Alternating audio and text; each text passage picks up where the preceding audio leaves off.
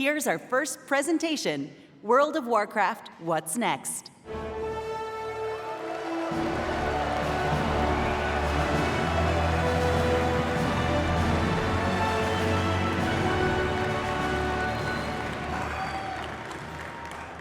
Four years have passed since the mortal races gathered together in Anaheim, California. And now, the drums of BlizzCon thunder once again. Let me hear the thunder! Yes!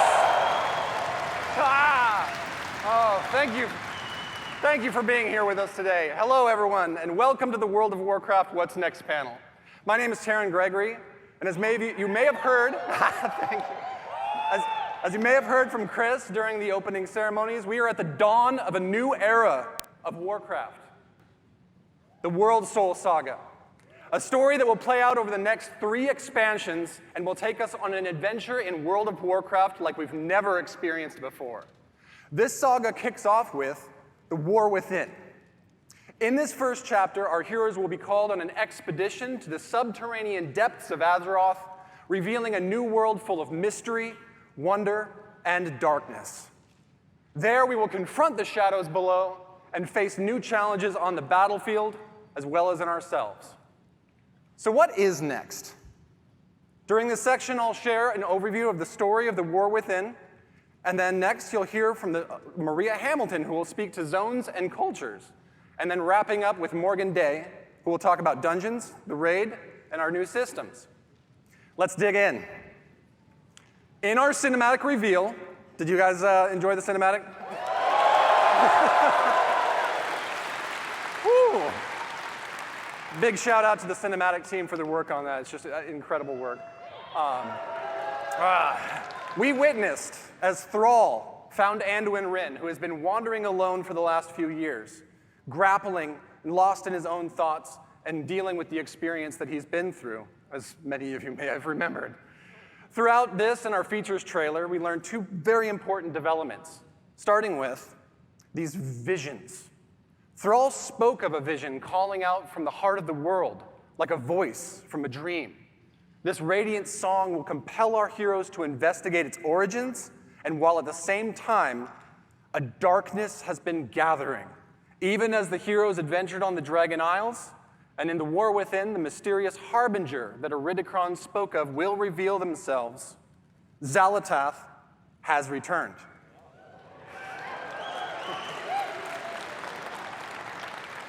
Freed long ago from the black blade that once bound her, she is now the harbinger of a new era of the Void's dark machinations. And her message is clear. The Black Empire has fallen. The old gods are dead. And their ancient blood runs deep within the cracks of the world. We, the heroes of Azeroth, destroyed them. The forces of the Horde and the Alliance have proven time and again they are among the most powerful armies that have ever stood. The Harbinger has watched this. She is patient. And while the Black Empire failed, xal'atath now seeks to set in motion the rise of a new dark legacy, one that knows our true strength and will seek to test it against a new threat of terrible power, the Nerubians of Azj-Kahet. xal'atath has conscripted the Nerubian queen Ansarek, having offered her people a new future, one in which they will rise from their isolation as a mighty kingdom once again. And here in this sprawling city of Azj-Kahet, we will not find the undead soldiers of the Lich King that we faced before, but instead a new, mighty stronghold of the Nerubians as they once were, deadly survivors of the mythic wars that have played out time and again over thousands of years. In return for their loyalty, xal'atath has granted the Nerubians the means of a dark evolution, one that will turn the Nerubians into a new kind of ferocious and terrifying soldier that we will clash against time and again in the War Within. Now let's talk about who we'll be adventuring with. How do you like the key art? Several of Azeroth's greatest heroes will rise to the call of the Radiant Song, and many will be faced with their own unique challenges. Anduin, having survived his ordeal with domination, Yes, look at the art. Oh, incredible artwork. Anduin will be grappling with his relationship to the holy light that he no longer feels worthy of, while Thrall is seeking a connection to these visions, spreading across the world and working to find his new place in the Horde, while Magni Bronzebeard, long the Speaker of Azeroth, will confront the heavy weight of that responsibility once and for all. Champion! The wounds champion! Yes! But that brings us to, I know you saw this in the features trailer, Alaria Windrunner.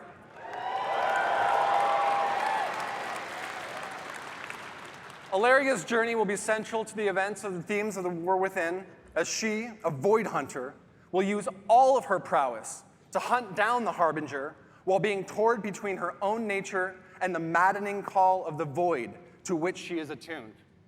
Along the adventure, she will have a unique rivalry with xal'atath, whose twists and turns will come to define the nature of this new conflict. Of course, we'll see many more familiar faces on our journey and meet a host of new and interesting characters along the way that Maria is going to tell you more about in just a moment. But finally, this saga is only just beginning. Conceived to be...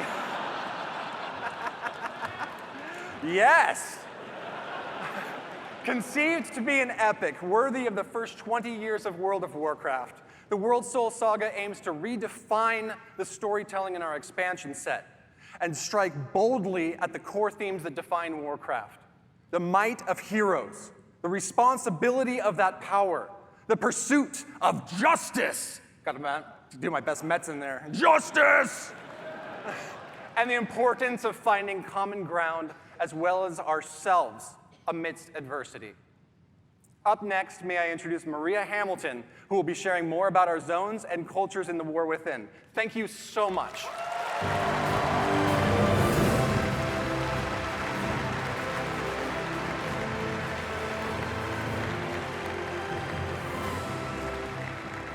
Hello, BlizzCon. Wow, I am so excited to be here and delighted to represent our team and tell you about the places that we will explore and the cultures we will encounter in the War Within. I can't really see all of you out there. I know there's a lot of you, though, because I can hear you. And I hope to hear lots of oohs and ahs when you see some of this cool art I've got to show you. So let's get started. Thank you. Thank you. Thank you. Yep. Thank you. Okay.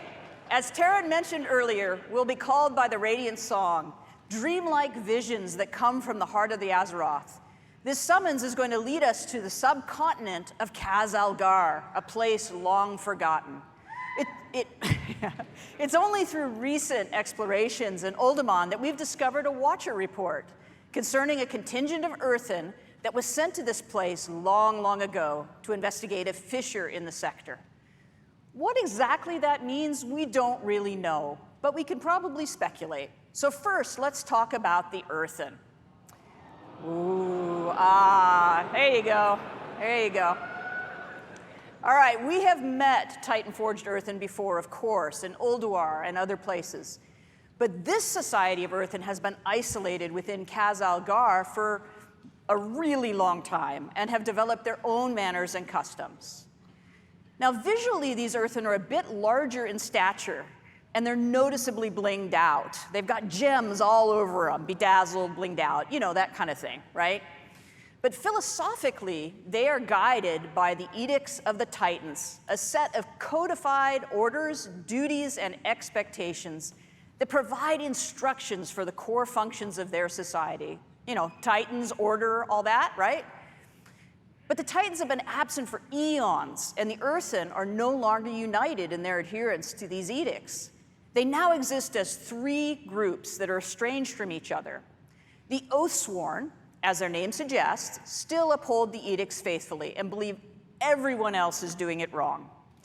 Their charge is guarding the Core Way, a Titan passageway that leads right to the core of Azeroth.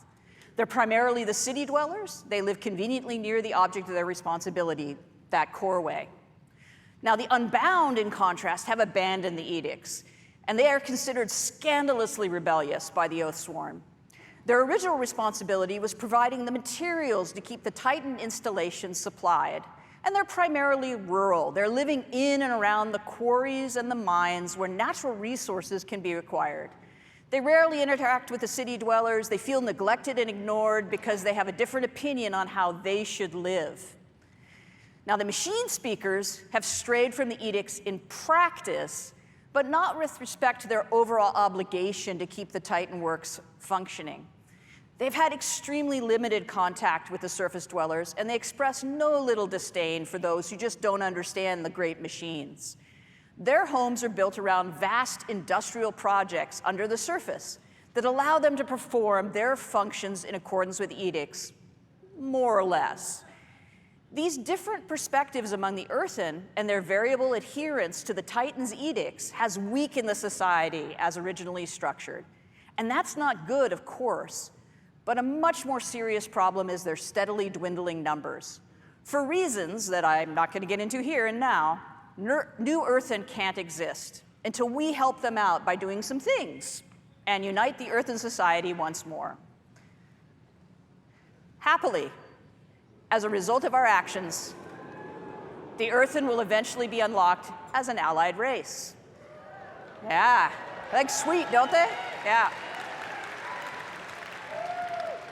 These player Earthen will replenish the culture's dwindling numbers and may join either the Horde or the Alliance. Yeah. It is, of course, players' choice which side you wish to ally with. But as you can see from a small sampling of combinations, there's some fantastic variations and customizations coming for the Earthen models, including different gem incrustations, beards for all body types, rocky skin patterns, tones, and more. Now that golden mohawk with the braids and the fringe beard, that's quite the look. But I really like the beardless guy with the bushy blonde eyebrows. He looks so cool. He's just kind of like, yep, what do you want me to do? So anyway, all right, moving on. Another cool culture that players will encounter in the War Within is the Arathi. Yeah, and you probably have questions, right? So these are descendants of the original Arathorian Empire, and they've arrived relatively recently and through some somewhat mysterious circumstances. And they find themselves trapped here within Khazalgar. Mysterious mostly because I can't say anything more about it just yet because of spoilers, but it's not like spooky mysterious, it's the other kind. As a people, the Arathi are worshippers and wielders of holy fire. They are dedicated to bringing hope and light to the darkness. They're tough, resilient people, with every member of the society being an able combatant. Some few are further blessed with paladin-like abilities through their devotion to the light. Even their airships are powered by sacred flame. The extent to which they're comfortable in battle is probably a good thing because they have established a home away from home in an enormous cavern bordered by an endless underground sea from which terrifying creatures emerge to rampage and create havoc. Not my idea of a cool place to hang out, but they're really, really tough. These watery monstrosities, though, are nothing compared to the threat from below. A constant swarm of Nerubians has been held back so far from invading the Arathi lands. The assault is unrelenting, the threat is dire, and the Arathi can't hold much longer. These bastions of light against the darkness are far from home and limited in number. Sure would be terrible if there was also division within the Arathi ranks. Just saying. That would be pretty rough, what with them being so outnumbered. We could probably help them. All right, speaking of the Nerubians in the War Within, we'll explore their last kingdom deep within Khazalgar. These ancient survivors of the Black Empire who rejected their former masters have developed their own culture here in the deep darkness. As Taryn mentioned earlier, xal'atath has made a bargain with the Nerubian queen Ansarek, who seeks a new future and renewed glory for her people. The Nerubians are extremely capable and devious adversaries who have been honing their skills with their constant assault on the Arathi. But domination hasn't come fast enough for the Queen's taste, as the Arathi has managed to hold against this onslaught. So this deal with the Harbinger has included some assistance for her troops. Through some dark alchemical process, xal'atath has provided the knowledge required to evolve chosen Nerubians into paragons of their race, enhancing their viciousness. And Queen Anserek has embraced these modifications with enthusiasm and eagerly offered her army to achieve the Harbinger's schemes. It appears to be a win-win situation. But not all Nerubians share their sovereign's enthusiasm for change and her embrace of xal'atath. Shadowy figures with far too many limbs maneuver against the Harbinger's plans in opposition to the Queen's desire. As you might expect, any foray into this Nerubian kingdom introduces us to a variety of citizens, including some forms we've never encountered before. Here's a layout of some of the Nerubian models that are completed and also some that are in progress, as well as scale reference for goblins and humans, so you just get a sense of size. In addition to the Nerubian citizens, there are also domesticated insects who serve the kingdom as beasts of burden and pets.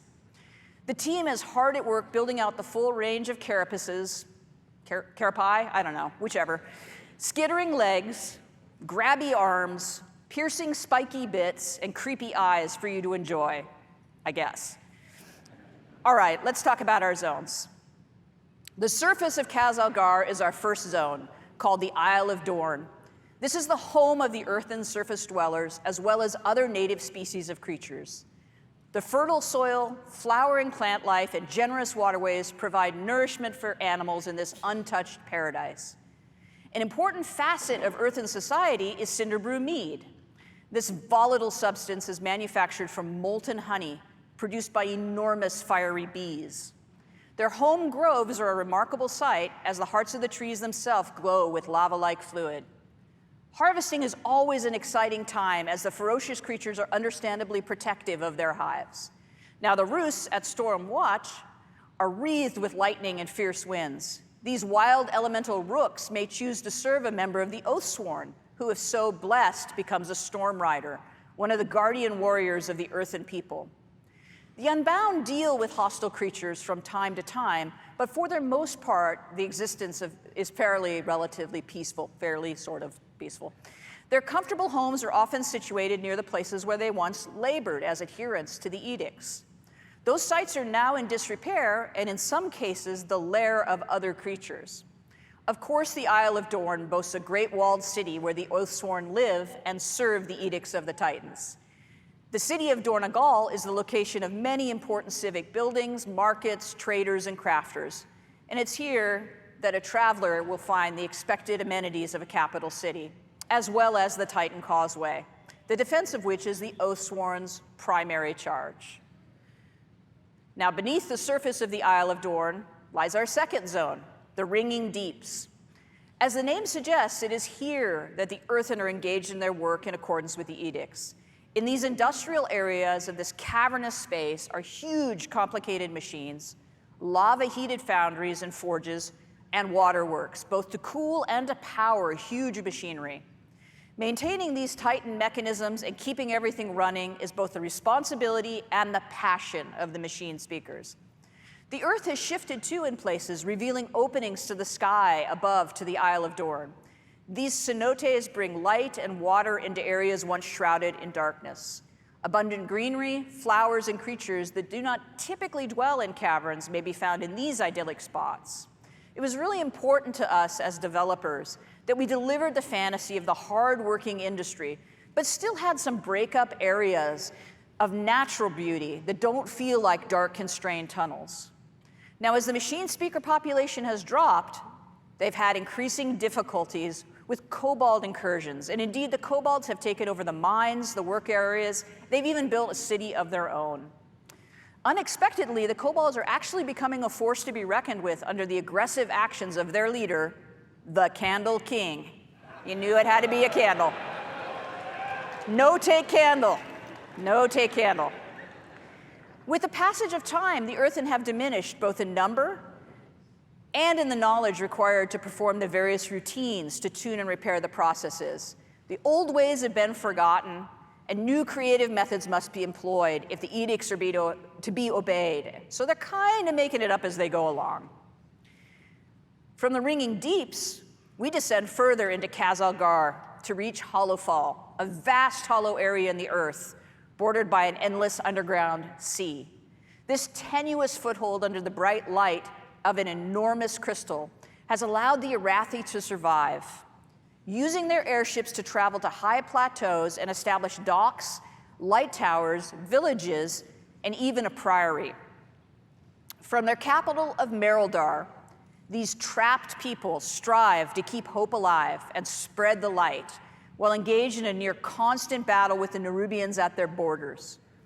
The open spaces, the bright light, and the greenery are intended to feel as though we're on the surface, somehow, rather than in this sort of strange hollow within Azeroth. The crystal provides brilliant light, warmth, and growth for vegetation. You may notice that all the blooming plants have opened their blossoms toward the light and seem to be reaching in that direction whenever they're in Hollowfall. Unfortunately, the crystal sun has been changing in recent years. Where once the light was steady and reliable, it now fades without warning, plunging the Arathi into darkness, save where they have built light towers and maintain their holy flame beacons. In the absence of this light, the dangerous Kobis and other fierce creatures emerge from the sea to rampage. As the Arathi are barely holding back the Nerubians, these unpredictable episodes are incredibly demoralizing and deadly. Happily, the light has always returned to the crystal, so far. And at the deepest descent in the war within, we reach the zone of Azj-Kahet. That almost rhymes. Anyway, the Nerubian city of Threads has been built on the ruins of itself, over and over and over again. As areas decay and crumble, a new district is built upon its ruins, and as a result, the city climbs ever higher. Those Nerubians favored by the queen, or possessing enormous wealth, or both, command the greatest views and live in the highest places over these swarming masses of the many districts. The Burrows is the home of the scavengers, the forgotten, deep in the decay and the filth. The Umbral Bazaar is a trading hub of fine silks, fascinating alchemical discoveries, and other exotic and hard-to-find goods. The Skanes are the home of the lore keepers and scholars who toil to maintain the history of their people and research myths and legends of Azeroth. There are many other districts and less than savory neighborhoods, both well-known and secret, that the careful adventurer could discover, should they risk life and limb to do so. But the key to such exploration is fitting in among the Nerubians and being accepted, an enterprise best accomplished through skill in the use of pheromones and considerable bravery.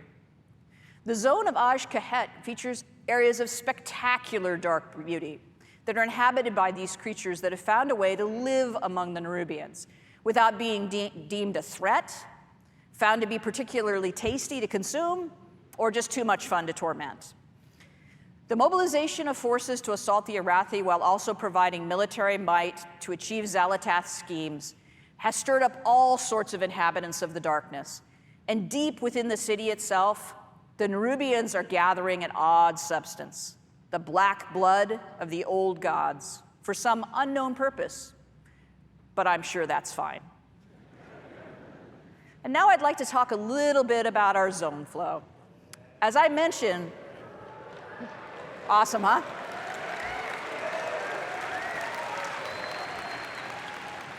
We travel from the Isle of Dorn into the Ringing Deeps, into Hollowfall, and then into Azj-Kahet.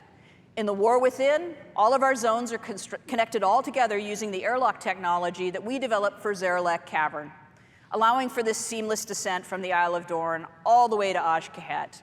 That was video I just captured last week of the transition between the Ringing Deeps and Hollowfall.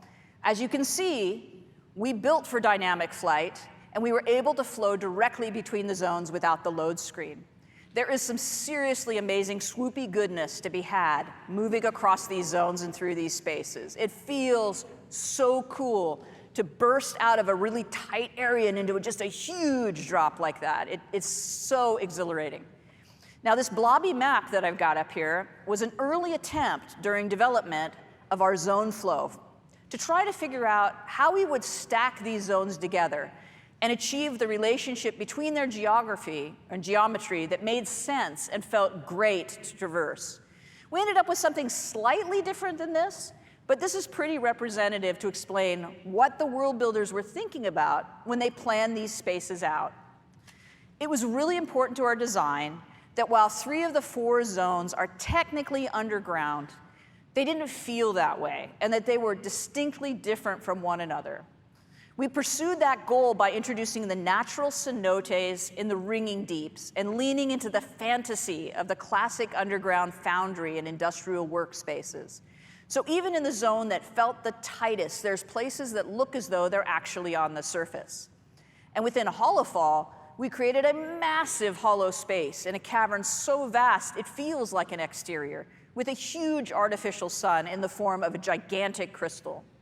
And in xal'atath, we leaned hard into traditional Nerubian architecture with hanging nests and huge palaces built all over a decaying city that just falls away into the depths. And that is the last bit of eye candy I have for you today. I hope you enjoyed this peek at what we've got in development.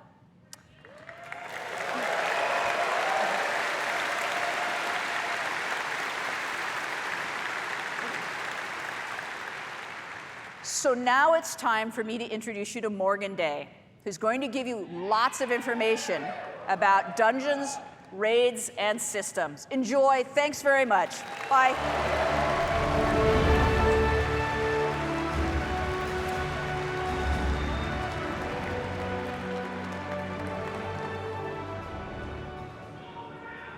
Hello, BlizzCon. My name is Morgan Day, and I'm here to talk to you about some of the upcoming content, features, and systems in The War Within. I'm sure I'll also make some funny faces that I'll regret later in thumbnails, but whatever. First up, let's talk about dungeons. There will be 8 new dungeons coming in The War Within, 4 during level up, 1 in each of the 4 zones that Maria just walked us through, as well as 4 at max level. There's a lot of really cool stuff happening in these dungeons. For instance, we have like a kobold dungeon where you'll meet that Candle King, where there's like a light mechanic that takes place. You have to kind of keep it going to light your way. There's a dragon riding dungeon, of course. But also, one of my favorites is the Cinderbrew Meadery that Maria just talked us through. So this is a dungeon that takes place on our first zone, the Isle of Dorn, which is where you'll experience, all of our Earthen buddies, and this is the place where they make that Cinderbrew mead that she was talking about. They take in all that honey that they gather from throughout the zone to make the mead, to do all kinds of fun and/or nefarious things with. Although I do have to say, I feel like they're a little bit behind the times. I feel like all the kids are drinking that, hard seltzer or something these days, but whatever. They're old school, I get it.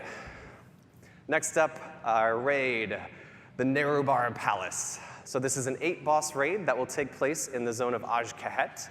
And this is really the culmination of all of those machinations we keep hearing about that we see play out between the Nerubian Empire, their queen, and her collaboration with xal'atath.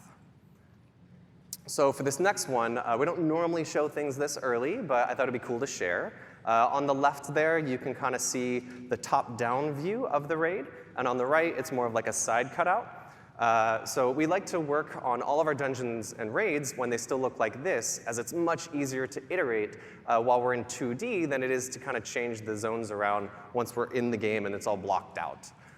So to step us through the raid really quickly, after barging through the front door, you'll very quickly fall and/or get knocked into one of those giant pits of that black blood of the old god that you'll hear much more about in xal'atath. And then you'll battle your way through the harvest pits, and then finally traverse your way back up through the stalactite wing, which is not a final name, I promise, until you finally fight your way into the Queen's inner sanctum, where you'll come face to face with her as the end boss. So as you can see, this will kind of feel like a winged raid in terms of the vibes, but in terms of the player experience, it'll actually be quite a bit more linear than what you might be used to for a raid with some winged vibes. So something that I also think is fun to talk about really quick is with all of our dungeons and raids, we like to try to explore what is the thing that's going to make this space feel really unique, that's going to make it stand out from all the other times that we've built these dungeons and raids. And with this space, we really thought that, given that we have the Nerubian to play with, they've got all these amazing webs and silken threads that you can kind of traverse the zone through. We thought it'd be really fun to explore verticality as a major element to this raid. So I think that'll be really fun to see what the team comes up with for that. Next up, let's talk about systems.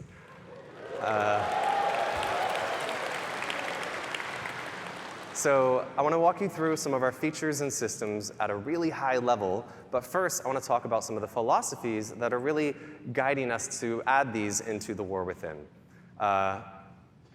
So first and foremost, we really want to continue to extend the philosophies of Dragonflight into the War Within. And really, when we talk about that, there's three main pillars that I want to touch on.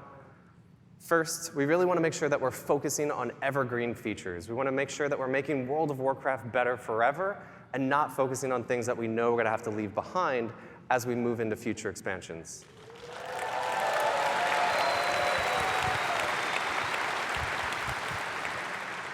Next, we want to make sure that there's something for everyone. So whether you're a hardcore raider, a PvPer, a collector, or apparently like Holly, you just love to play tons of alts and run around the world exploring things, we want to make sure that there's something in War Within that you can really geek out over and that resonates with you.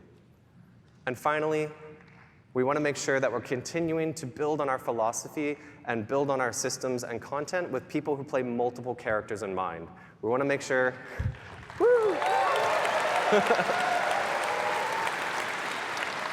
We want to make sure that we're building all of our systems to really respect the time of the player behind the keyboard and not focusing so much on the accomplishments of that individual character.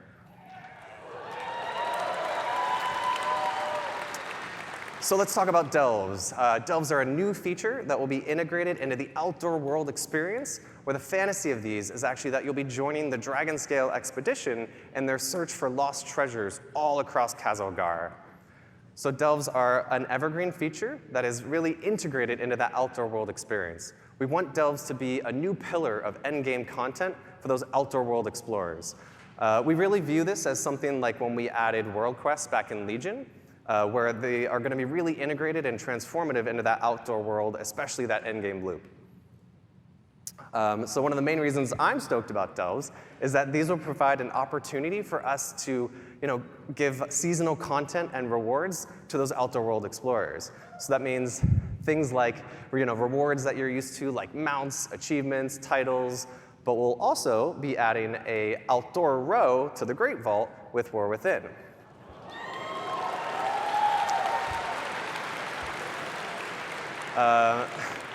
So that all of you outdoor world explorers will be able to share in the joy of rushing to the Great Vault every week to collect your loot. And there will also be 13 unique delves that we'll be launching War Within with. And delves will scale from 1 to 5 players and be role agnostic.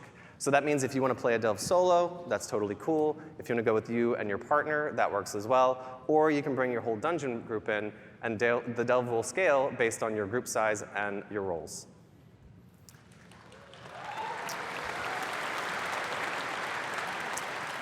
And I would be remiss if I didn't mention one of my favorite features of delves, which I think Maria alluded to earlier, which is that there will be an NPC companion joining you on all of your adventures. So for Season 1, that'll be Bran Bronzebeard, as you can see. And Bran will be tagging along with you on all of your delve adventures and will totally never, not even once, aggro a pack of monsters that you didn't want him to. And I don't have my fingers crossed behind my back right now. So Bran will have a customizable talents and mechanics and abilities that you'll be able to kind of load out to suit your playstyle and needs. So maybe you need a little bit of extra healing. Well, you can load Bran out to provide that for you. And finally, you wouldn't be exploring with the Dragonscale expedition if at the end of every delve there wasn't this massive treasure trove that we need Bran to open for us, which hopefully brought a couple of keys to open some of the chests in there. But before Bran can open that vault for you, you'll need to maybe defeat a boss, maybe you'll solve a couple puzzles, something like that, and then Bran will be able to open that vault door for you.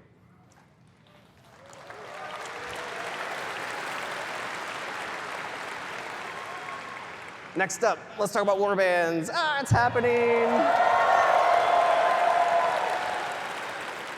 So Warbands are a system that we're introducing that will really be the representation of all of your characters across your BattleNet account. Warbands are an opportunity for us to create a platform where you can share your achievements, resources, and all that other good stuff across all of those characters. So the goal of this system is really to be that representation of the philosophy shift that I mentioned earlier about really respecting the time of the player behind the keyboards and not those individual characters. There's actually a ton of additions and modifications. We've talked about a few here. There's no singular UI screen that says Warbands.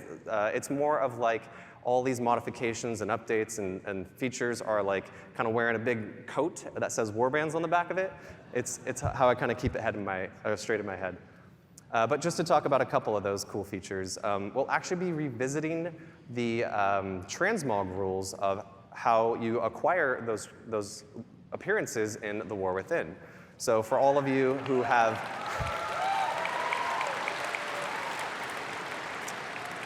So that means all of you who have probably had to run 4 characters through all of those legacy instances just to make sure you're collecting all the appearances, that won't be the case anymore in War Within. You'll just be able to run it with 1 character.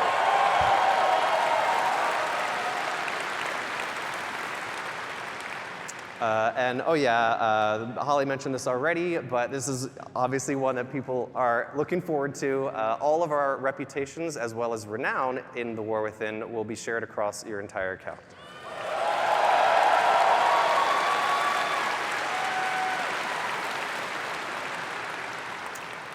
Last but not least, let's talk about hero talents. So here's a quick mock-up of what the UI will look like that I think really helps explain how these integrate into our current talent trees. But really quick, let's take a look at how this will work.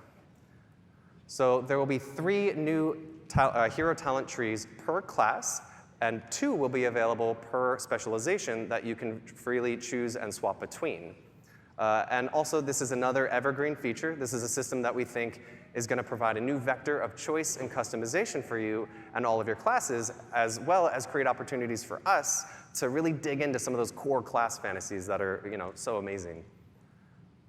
So hero talents will introduce these new, small, self-contained talent trees like you just saw in the UI. And the way I like to think about it is currently we have 2 types of talent points, right? We have class talent points and specialization talent points. And now in the War Within, there'll be a 3rd type called hero talent points. So let's look at a quick example, which hopefully explains it a little bit more. This is a warrior, as you can see. These are the 3 hero talent trees that they'll have available: Mountain Thane, Colossus, and Slayer. And as you can see in the top left, we have Protection, who will be able to choose between Mountain Thane and Colossus. Up on the right, you see Fury. Yep, that's right. Mountain Thane and Slayer are their options. And down at the bottom, Colossus and Slayer are their options. So this is how the majority of our classes are going to look in the War Within. The exception, of course, being Druids and Demon Hunters, who are a bit special, so theirs will look a little different. So let's take a look at how you'll unlock the system, as well as how it'll feel playing through as you're leveling through the War Within. So the system will automatically unlock at level 71, and it'll just kind of appear in your UI. You'll earn 1 talent point per level as you level from 71 to 80. And there are 10 talent points in total, with several choice nodes along the way.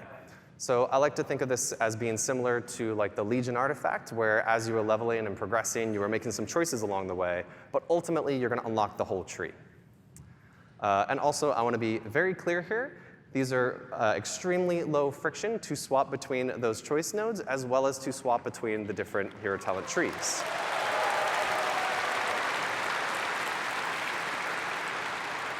So, this should be very analogous to your current talent trees and will follow all the same rules that you used to there. So, at the start of a raid boss, before Mythic Plus starts, before an arena match kicks off, and anywhere in between.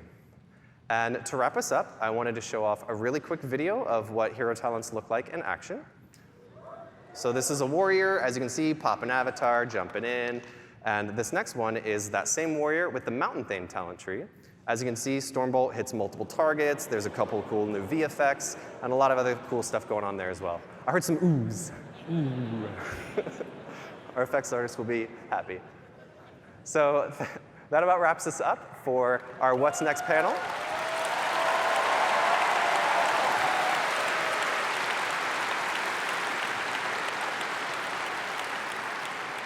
We hope you really liked what you saw here, and if you'd like to know more, please join us tomorrow at the deep dive panel at noon, where Ian will walk you through some of what you saw today in more detail.